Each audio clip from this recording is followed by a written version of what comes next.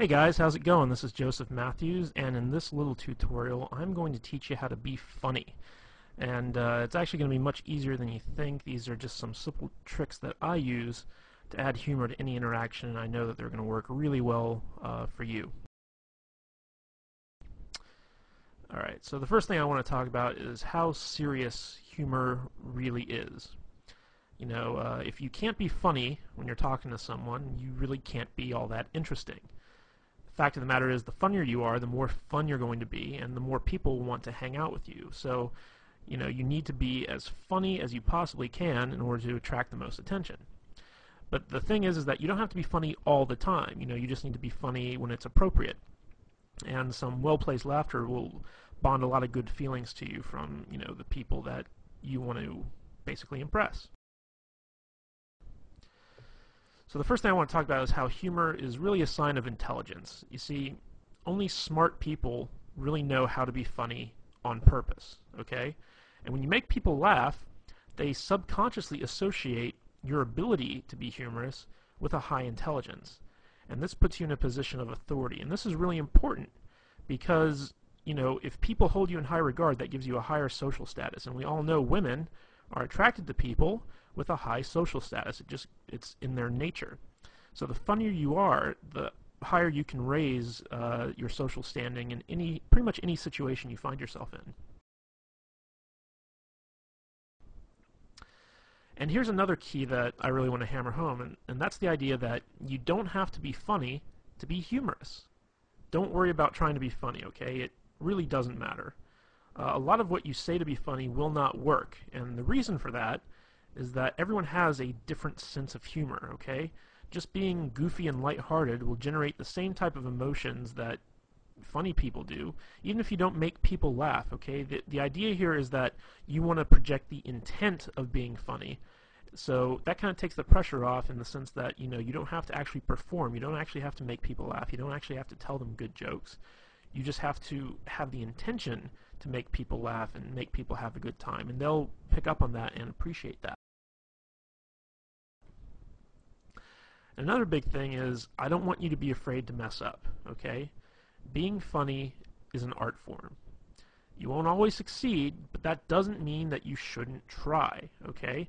Now, in our efforts to be funny, you know, stuff happens, you know. Sometimes you might insult somebody, sometimes you might take something too far so that it stops being funny, sometimes you might say something inappropriate in the setting that you're in.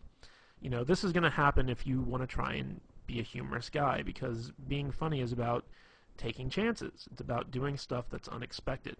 And sometimes it can backfire on you. But if this happens, don't worry about it. Just apologize and move on, you know? If you say something that's inappropriate or insulting, just say, like, look, in all seriousness, I'm really sorry. I was just trying to be funny. Can you forgive me? All right? That's all you need to do if you take things too far. So don't worry about messing up, because everyone knows what it's like to try to be funny and bomb. You know, it's happened to everyone at some point in time. So if you just acknowledge it and you ask for their forgiveness, they will usually grant it to you. Okay, and another thing I want to point out is the fact that humor is not hard to do.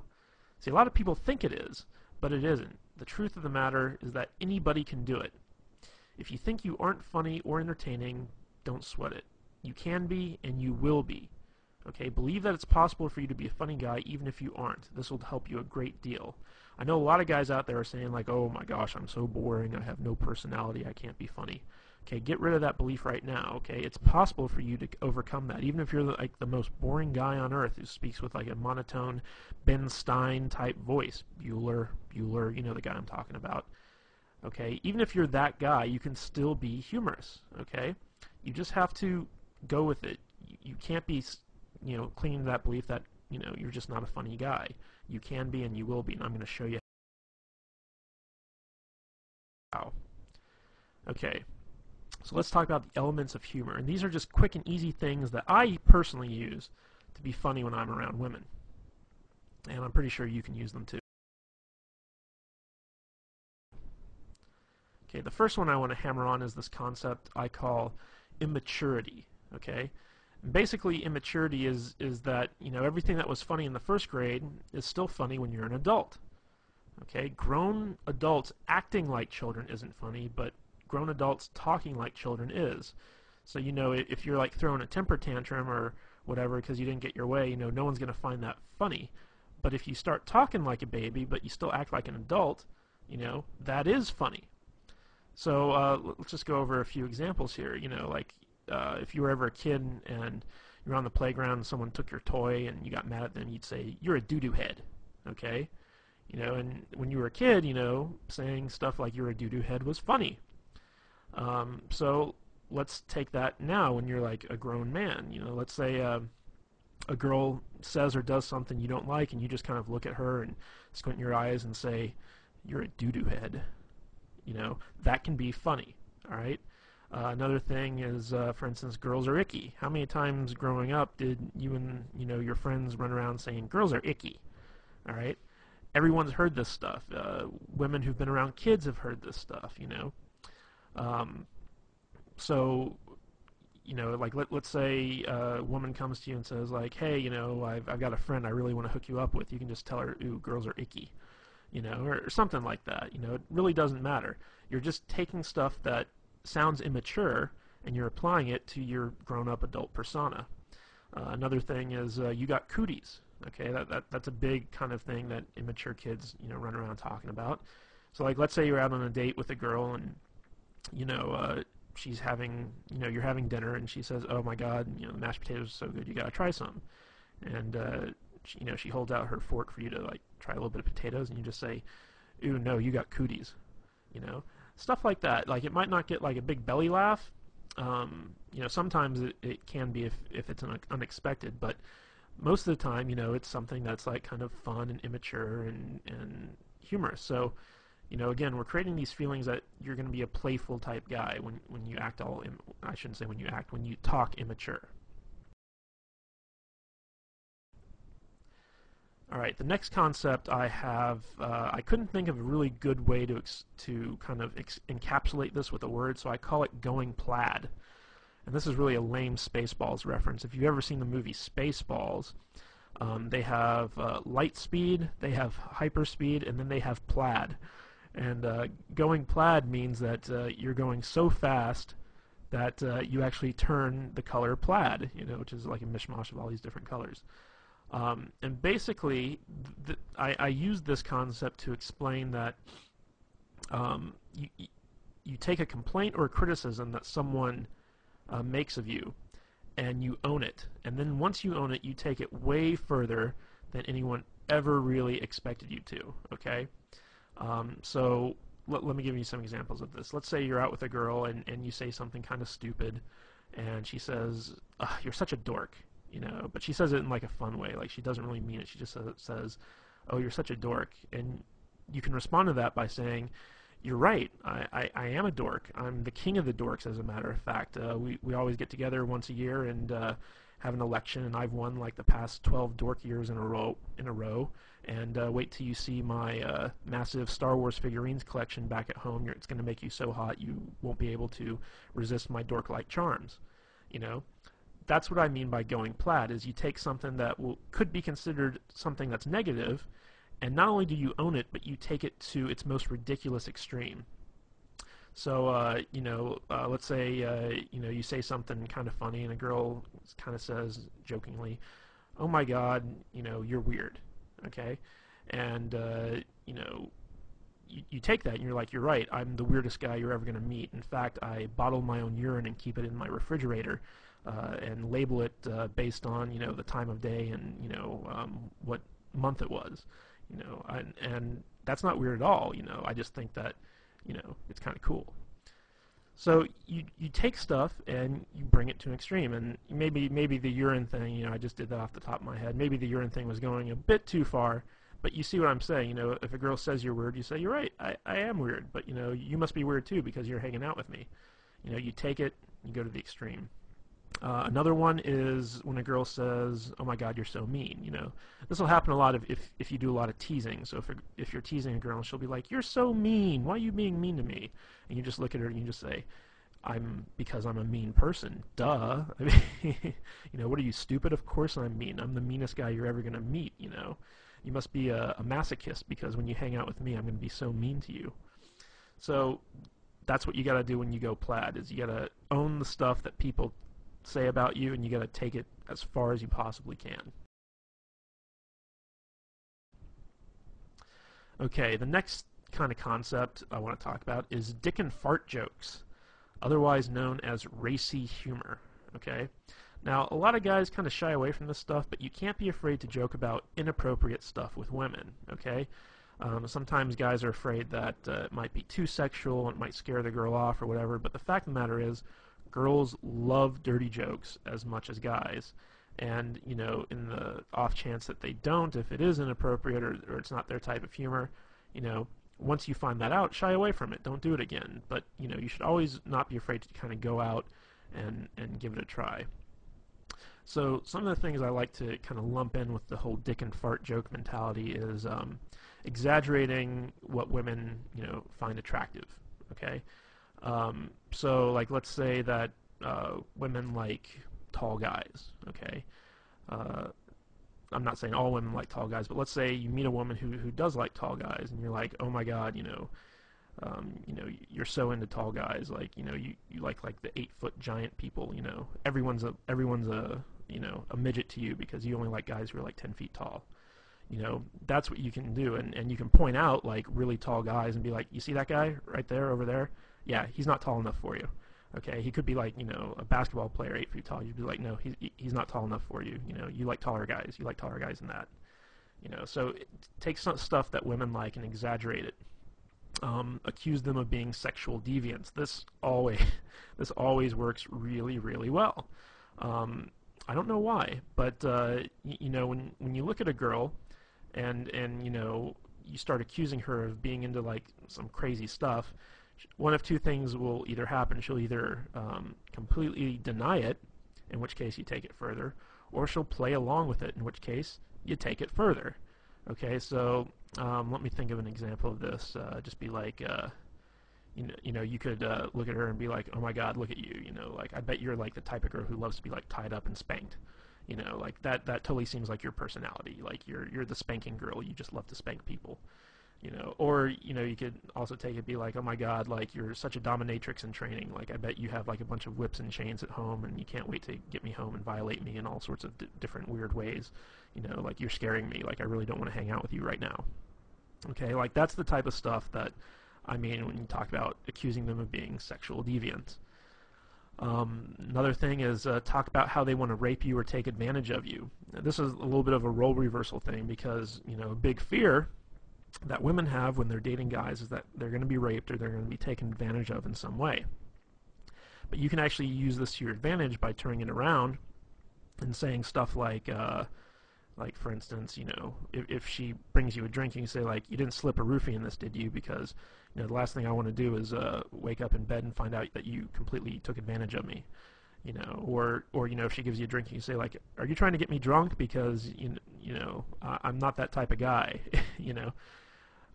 Stuff like that. You want to kind of accuse her of being the one trying to get you into bed, okay, or trying to take advantage of you in some way. And this is funny, but it also has like some underlying sexual tension aspects to it, which can be really fun. Another thing is to make fun of bodily noises. Like everyone thinks fart noises are funny, and you can just sit there and be like, with your mouth just go, and then accuse her of being farting. Just look at her and be like, ew, I can't believe you, ew, it's funny because it's obvious you're the one doing it, but you're accusing her, so it gets some laughs. And the last one is to accuse women of having outrageous fetishes. Okay, and this is stuff that where you take the most mundane thing and you turn it into a fetish. Okay, so for instance, like let's say that you're talking to a girl and she's complaining about having to go to the optometrist to get her eyes examined, and you can say something like, you don't fool me, I know your secret, you have an optometrist fetish, like you have optometrist porn at home that you secretly jerk off to, and you can't wait to go to the optometrist because like you're in love with the optometrist. You take mundane stuff and turn it into a fetish. Like, lots of girls love to shop for shoes. So you say, like, oh my God, you have such a shoe fetish. Like, if those shoes were like a man, you'd totally have sex with them. That's what I mean by turning stuff into outrageous fetishes. Okay, recall humor. Recall humor is basically taking what was funny once and continue to have it be funny again. And this is really where inside jokes come from. So basically, take something that you both thought was funny, that you both laughed at, and reference it again whenever you want it to be funny again. Let me give you some examples of this from my own life. There's a TV show on USA Network. It's called Psych, and it's about this guy who pretends to be a psychic and helps the police solve murders or whatever. And there's a lot of really funny lines in this show. And me and a girl, she used to come over to my place and watch the show with me because I got her into it. And there was one episode where there was a line that the main character used, and he basically said, "Are you a fan of delicious flavor?" And me saying it right now, it's not all that funny, but in context, it really was. So me and the girl laughed really hard at that. And so every time I'd call her up, I'd start off the conversation by saying, "Hey, are you a fan of delicious flavor?" And she'd, of course, say, "Yes, I am." And I'd be like, "Well, then I got a treat for you." And then I'd talk about something cool that we were going to do. So that's a good example of recall humor, where you take an experience that the two of you shared, the two of you had a really good laugh at, and then you bring it up and you apply it to other stuff. Another example of this is if you've ever seen the movie Forgetting Sarah Marshall, which is kind of this romantic comedy. There's a part in there where this guy basically meets this other guy. He's British, and he says, "You sound like you're from London." He kind of does this impersonation of like a British accent and says, "You sound like you're from London." And I went to go see this movie with a girl, and it was out in the theaters. And this girl couldn't stop laughing when the character said that. She just thought it was the funniest thing in the world. So every time I'd get together with her thereafter, one of the first things out of my mouth is I'd look at her and I'd say, "You sound like you're from London." And she'd just start laughing and she'd smile and stuff like that. And it was fun. It was recall humor. But it doesn't always have to be like, lines from TV shows or movies or something like that. It could be something that someone said. And it doesn't even have to be all that funny. Like, for instance, I used to date this girl, and she would have to work in the morning, so she couldn't, stay out too late or whatever.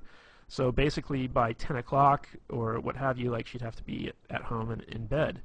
And she used to say, that, if she doesn't get home in time, she's going to turn into a pumpkin. So I would use that. And whenever we were out, I'd look at the time and say, uh-oh, you're only a couple minutes away from turning into a pumpkin, or something along those lines. And it was, it's this kind of fun thing where you have this inside joke that, no one else really gets except the two of you, because you're the only ones that really experience that. So if you've ever had that experience with a girl, be sure to call it back up and use it when you need to. Okay, the next thing I want to talk about is ambivalence, and this is actually one of my favorite ways to be funny, basically. And what ambivalence is it's basically you look forward to something bad happening, or you take pleasure in someone else's misfortune, and you're also kind of unresponsive to bad things. And the reason that this works is because these types of reactions are really shocking and surprising, and because they're so unexpected, they are therefore funny. I'm going to use an example of this. If you've ever seen the movie Private Parts by Howard Stern, there's a whole scene in there where he talks about being in Vietnam and thinking it's unfair that that they miscounted the number of confirmed kills he got, because what he did was he went and he found a school full of Vietnamese children, threw a grenade in there and killed 80 of them. And when his sergeant, came to count the bodies, he said, "Private Stern, these are kids. That counts as one kill." So, this kind of horrible story about, going to a school and killing 80 children, and being upset that it only counts as one kill, That's an example of ambivalence. You know, you're taking this horrible, horrible act in wartime, no less, and bragging about it and being upset that you didn't get credit for killing all those children. So that's kind of an example of ambivalence where you take something bad and you actually kind of take some type of delight in it. So a little bit of a better example of this, like let's say you're talking to a girl and she's complaining about how she works really hard but she never has any money. She's like, oh, I'm so poor. You can take a lot of glee in that. You can be like, yep, looks like you're gonna have to start, stripping or walking the streets or something like that. You're gonna need to make some extra money. You just kind of take pleasure in the fact that she's poor, and you start kind of trying to get her to do all these terrible things to make money. Like looks like you're gonna have to be a drug mule. I'm gonna have to fly you down to Mexico and shove condoms full of cocaine up your butt and then take you back across the border in order to help you pay a rent. I mean that's a good example of ambivalence. Another thing is basically being unresponsive to bad stuff. Like for instance, the whole global warming thing. Like people are all about global warming. We gotta save the planet. We gotta do this. We gotta do that. And you could be like, screw global warming. I'm cold now. It's like I want it to be hot. I want the world to be warmer because it's freaking cold out and I don't like the cold. So that's another example of ambivalence. And ambivalence really stems from just like being lazy and not caring. Okay, that's how this humor works. Is everything that someone says to you, like you can just be like, whatever, and it's funny. All right, here's another thing I call gayness. Now, I'm not saying that gay people are bad or whatever, but you got to admit that gay people are funny. Gay men, masculine men doing feminine things is always good for a laugh. And stories are also always much funnier when they're told in a gay voice. So, whenever you're hanging out with a girl or whatever and you start talking gay, she's going to enjoy it. She's going to laugh because it's something that's like different from who you really are, which is, hopefully, a straight, heterosexual, masculine man. So, like sometimes I'll be like, hey, it's gay story time, and then like I'll tell like a normal story that I was gonna tell anyway, but just do it in a gay voice. Be like, I'll say something like, oh honey, you don't even know, like, oh my god, the thing with the thing and that guy, oh my god, I can't believe he said that. I'll just go off and I'll riff, but I'll do it in a gay voice. And women, for some reason, I don't know why, they always love it.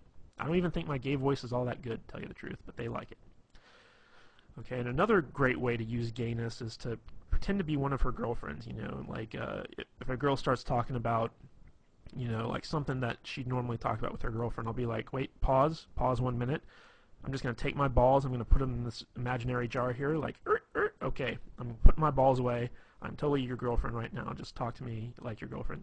So, sweetie, what's the problem? And then, so it'll be funny and she'll laugh and then she'll start telling me. So you can do a lot of stuff about like, kind of emasculating yourself, acting gay, talking gay, things like that, and, women like it. Okay, another thing is ridicule and teasing. Here's an interesting fact, is that people hate to be made fun of when they're the ones being made fun of. Okay, they hate ridicule when they're the target, basically. However, people love it when other people are made fun of, especially people in authority or people they personally don't like. Okay? So, let's say you're sitting down with a girl in a restaurant for dinner and your waiter's like, a real jerk, or he's not a very good waiter or whatever. You could start making fun of that waiter. Just start, ridiculing the guy. Don't do it when he's around, but as soon as he leaves, just turn to the girl and just be like, oh my god, that guy's asshole is puckered so tight you couldn't pull a pin from it with a tractor, and she'll be like, oh my god, yeah, and that brings up another thing, is that when you make fun of other people, it creates a sort of bond between the two of you, because it's almost like you're confiding in them your dislike of something else, and you can be united in your dislike for something. So if she talks about something that she doesn't like or someone she doesn't like, pounce on that, start making fun of it, and she'll start making fun of it too, and before you know it, you two have created a bond over that. Okay? So, use ridicule to ridicule other people, but never, ever, ever ridicule yourself or the girl that you're with. Okay? When you turn ridicule on someone else, they'll tend to get defensive, or it'll lower their self-esteem or what have you. What you want to do is if you're going to target the girl that you're with, tease her. Okay? And there's a difference between ridicule and teasing. Okay? Good-natured teasing is funny, but if you take it too far, it becomes ridicule. Okay? So when you tease a girl, it's kind of, I'll use an example that we used in the past where, you start making fun of an outrageous fetish that she has. Okay? Like, let's say she really likes Brussels sprouts, or, okay, I got a better one. Let's say she really likes Chinese food. Okay? And she's sitting there, she's like, oh my God, this Chinese food's so good. And I'm just like, oh, look at you, you're so into Chinese food. If Chinese food were a man, you'd totally have sex with it. That's an example of teasing, but, like looking at a girl and saying like, oh my God, you look so fat in those jeans. That's not teasing, that's being mean. So you want to walk that fine line. But if you ever got to ridicule someone, always ridicule someone other than yourself or the girl that you're with. Make sure that it's someone that she doesn't like, or someone in authority, like for instance the president. Even if she likes the president or she dislikes the president, whatever, it's always funny to make fun of people who have some type of authority position. You can also make fun of her boss, or your boss, or whatever, someone that has some type of authority over you. Alright, the next one that I want to talk about is impressions. Now, the fact of the matter is, everybody loves impressions, even the bad ones, okay? So, if you want to be funny, when you're telling a story, always do impressions of the different characters that are in the story. It could be a story of you and your friend Bob, and every time, Bob says something, you do it in the Bob voice. And the Bob voice can be something like a really high-pitched, whiny type thing. There's a guy in my group of friends, and his name is Adam. And me and my friends always do impersonations of Adam whenever we tell stories. And when I talk about my friends to the girls I'm with, I use this Adam impression. And it's kind of funny because, Adam, he has this really deep voice, but when we when we do our impression of him, we make him sound like a complete idiot. So we'll say like, yeah, yeah, I really like that, yeah. And that's our Adam voice, okay? And it totally sounds nothing like him, but it's a funny voice. So like when we tell the stories to the girls and we use our Adam voice, the girls really laugh, and they're like, does he really talk like that? And you're like, no, actually, he's got like a really deep voice, but we just like to use that voice. And before long, sometimes the girls even start doing the impressions like that. So you don't even have to worry if you can't do good impressions. Like, do bad impressions and then brag about how bad they are. So for instance, like let's say you're doing an impression of the girl you're with. Like obviously it's hard for guys to impersonate female voices, so you can just do it in a really high-pitched, shrilly voice. It's like, oh, I'm so tired, I don't want to go out. Why are you making me go out to dinner with you? I don't even like this place. You can start pretending like that's like your impression of her, and she'll be like, I don't sound like that. And you're like, I don't sound like that. And it's a bad impression, but, it's funny. And another way you can do this is do impressions of celebrities or really well-known people, if you're talking about the president, do an impression of the president. Doesn't matter if it's good or not, just, take what you've seen done on TV and try and emulate it best you can, People really respond well to impressions because it's kind of like this theatrical performance. Even if it's not very good, like, you're creating a whole new character that they can get into.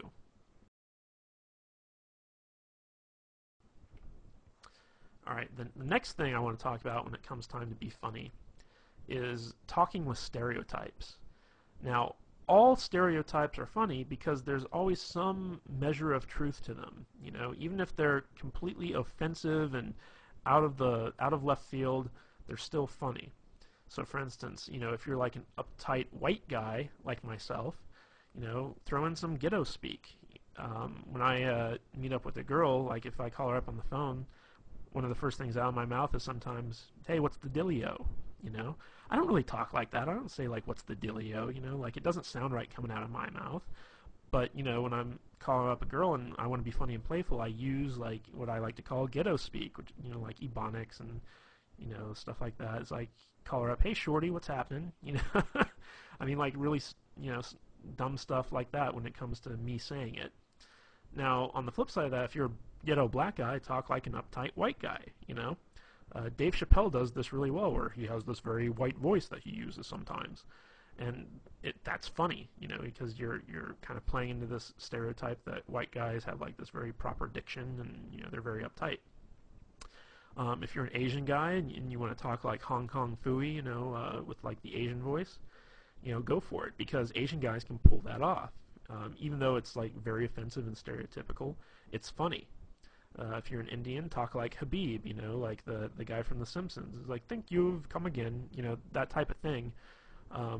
You can get away with it because you're Indian, you know.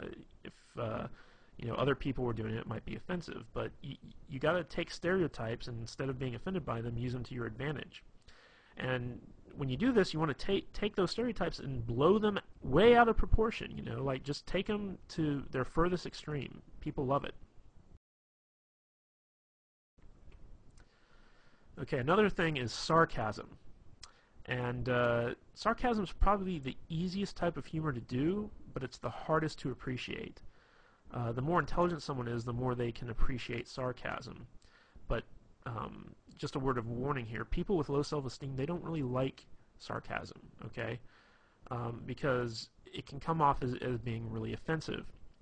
There's the show that used to be on Comedy Central, I don't know if it still is, but it's called The Kids in the Hall. And it was basically a sketch comedy show. And they had a sketch on there called The Sarcasm Man. And basically it was this guy who had a speech impediment where everything he said sounded really sarcastic.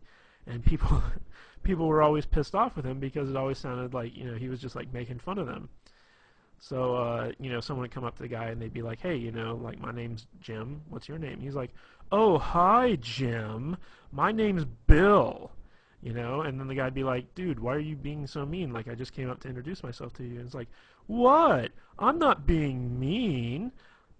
You know, and it went on like that for like, you know, a good, you know, 10, 15 minutes where the guy was just getting more and more upset, and the guy would have to explain like, oh, I'm not being sarcastic. I have a speech impediment. It's a real problem. And, you know, that was kind of like the punchline to the whole thing. So basically, when it comes to sarcasm, you basically got to act like the person you're talking to is a complete idiot, and you have to lower yourself to their level in order to effectively communicate with them. That's basically what sarcasm is you have a feeling of superiority over the person, and you're kind of poking fun at the fact that they're dumber than you are. And oddly enough, lots of girls really love sarcasm. They really love sarcastic humor, and a lot of girls, as a matter of fact, have a very sarcastic sense of humor themselves. Like, their type of humor is sarcastic.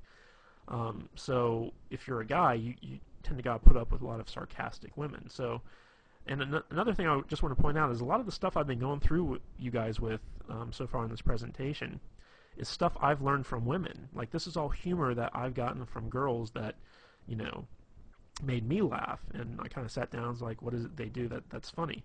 And it's very easy for like a girl to act like, you know, she's better than you and she's smarter than you, and she's got to talk down to you in order to do that.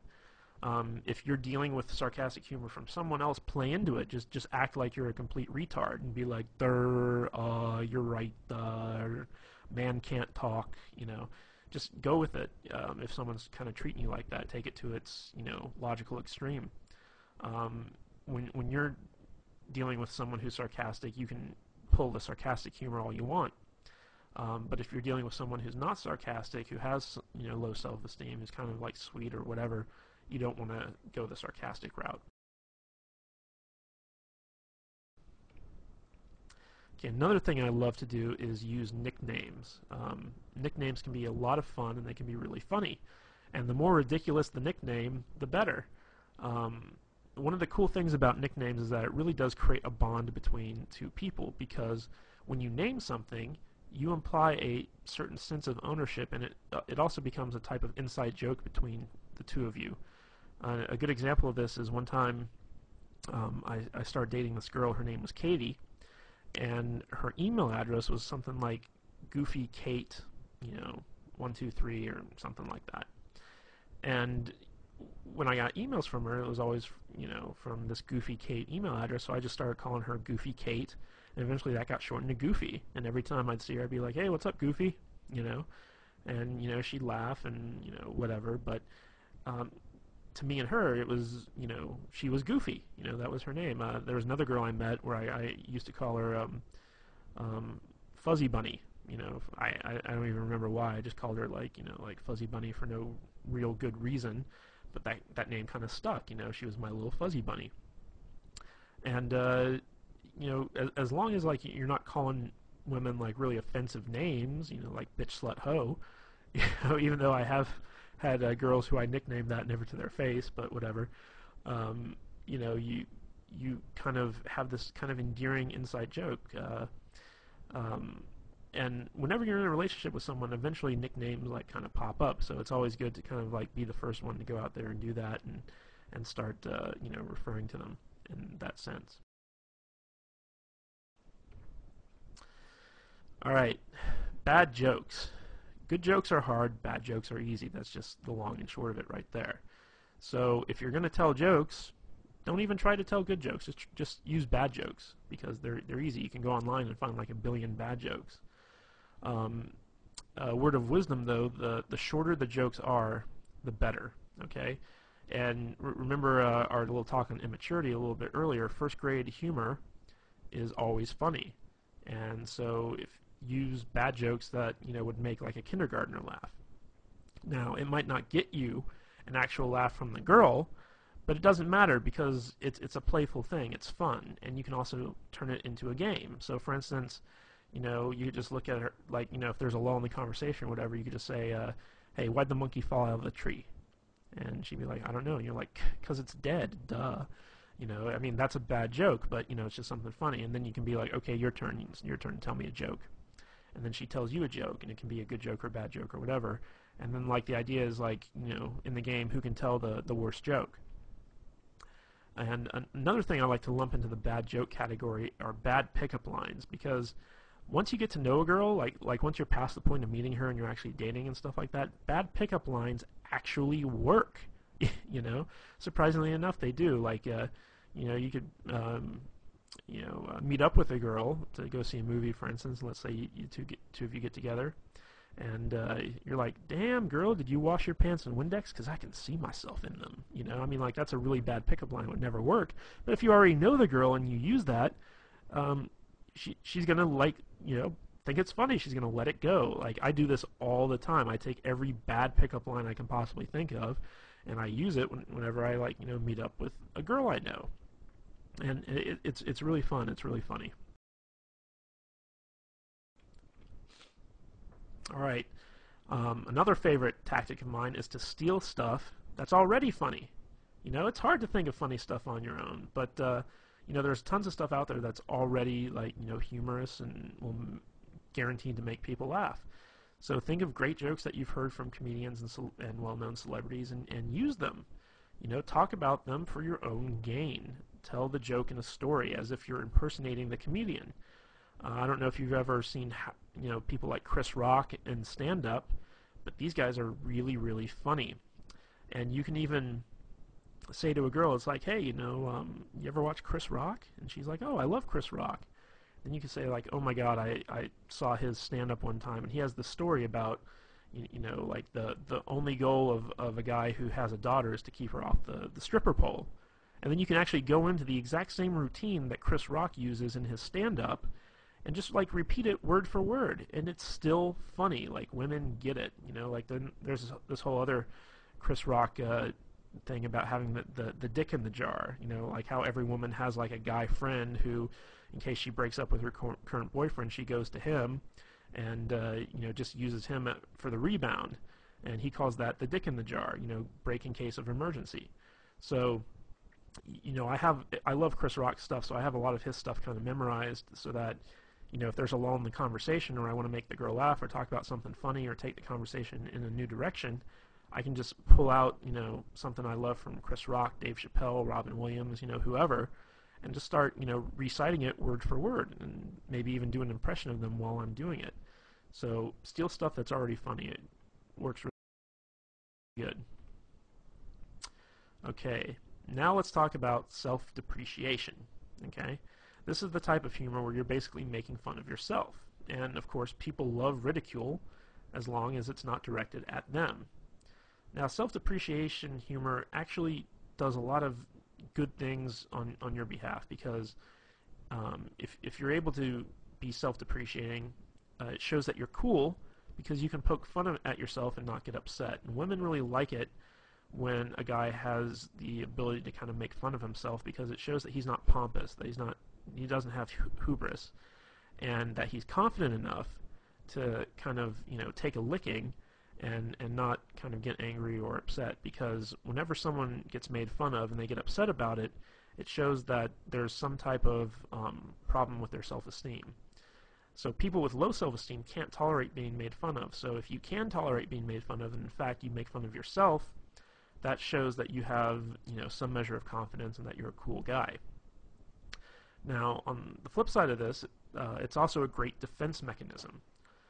So, like, let's say someone criticizes you, or whatever. Let's say you're out on a date and you have a run-in with some dude, and he starts making fun of you or criticizing you in some respect. What you can do is you can agree with whoever it is that's criticizing you, and then take it to a ridiculous extreme.